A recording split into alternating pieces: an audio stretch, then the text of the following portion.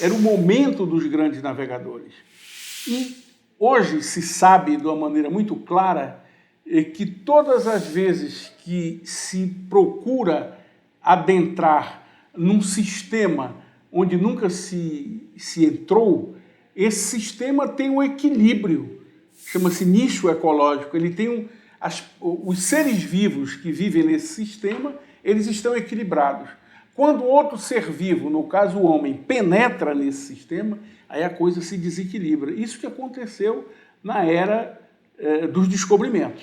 Mesmo porque as próprias tripulações das naus não eram constituídas única e exclusivamente de pessoas ricas, muitas vezes eram degradados, eram marginais, eram malfeitores, cujas condições de saúde também não era ou estaria longe da ideal.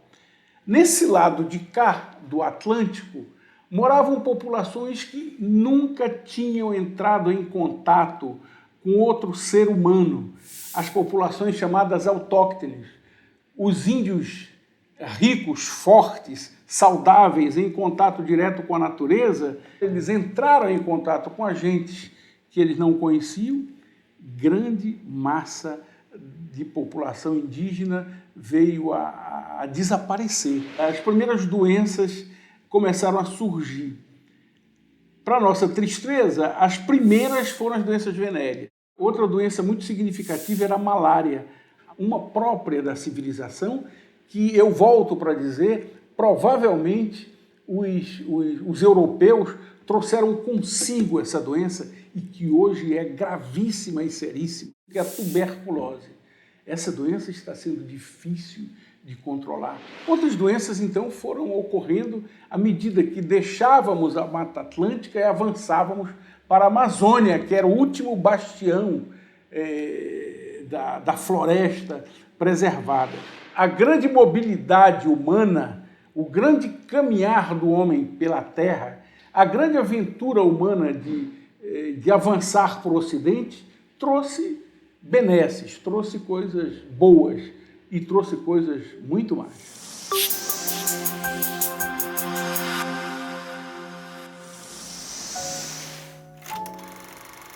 Padre José de Anchieta nasceu em 1534 nas Ilhas Canárias.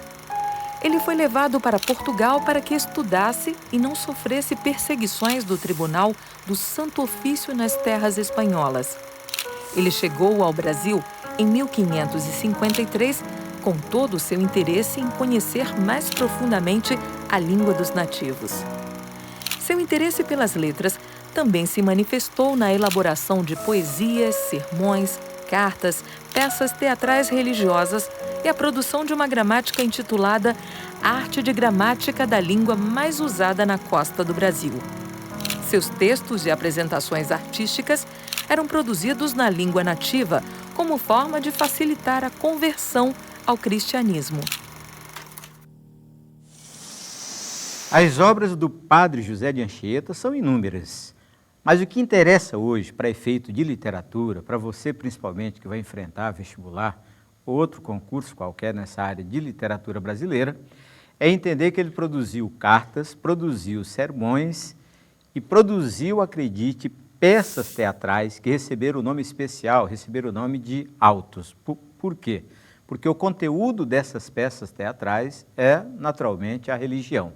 O Padre Anchieta aproveitava tanto datas religiosas como episódios da Bíblia e transformava em peças teatrais na tentativa de conquistar os índios. Essas peças teatrais ainda têm muito valor literário, mas aquilo que se lê hoje, que se encontra nas antologias de literatura, são os famosos poemas do Padre José de Anchieta.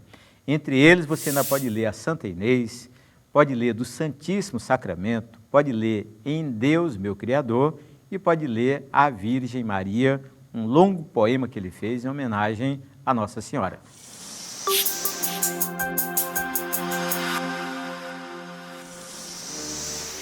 O Padre José de Anchieta era chamado pelos índios de o Grande Piarri, que significa Supremo Pajé Branco.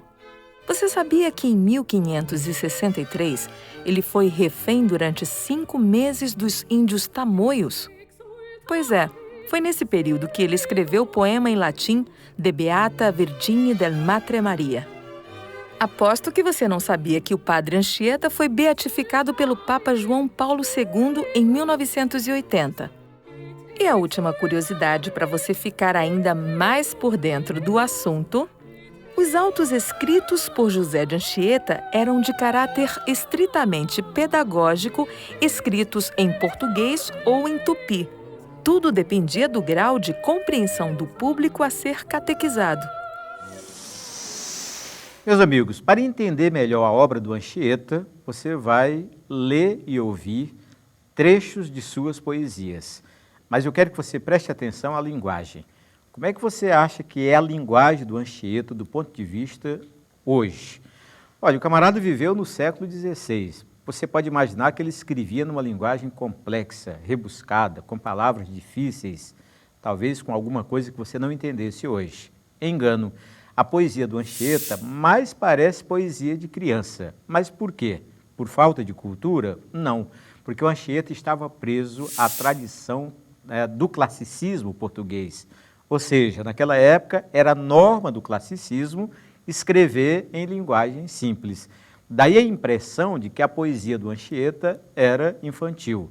Na verdade, não é o Anchieta que era infantil, mas a escola literária a que ele pertence de verdade. Cordeirinha linda, como foga o povo, porque vossa vinda lhe dá lume novo. Ó que pão, ó que comida, ó que divino manjar se nos dá no santo altar cada dia.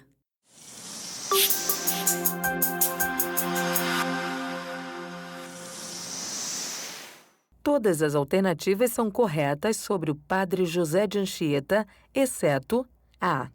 Foi o mais importante jesuíta em atividade no Brasil do século XVI.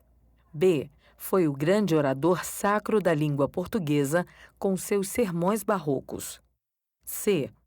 Estudou o tupi-guarani, escrevendo uma cartilha sobre a gramática da língua dos nativos. D. Escreveu tanto uma literatura de caráter informativo como de caráter pedagógico. E. Suas peças apresentam sempre o duelo entre anjos e diabos. Resposta correta. Letra B. Foi o grande orador sacro da língua portuguesa com seus sermões barrocos. Meus amigos, na aula de hoje você conheceu em profundidade o quinhentismo brasileiro. É o primeiro movimento da nossa literatura.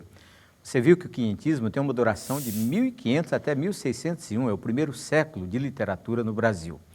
Aí você conheceu a divisão, ou seja, literatura informativa e literatura dos jesuítas. Dentro da literatura informativa você conheceu o Pero Vaz de Caminha, que é a expressão maior, e dentro da literatura dos jesuítas você conheceu o padre José de Anchieta, a sua obra, os seus poemas, os seus sermões, as suas cartas e as suas peças teatrais. A aula de hoje fica por aqui, até o nosso próximo encontro.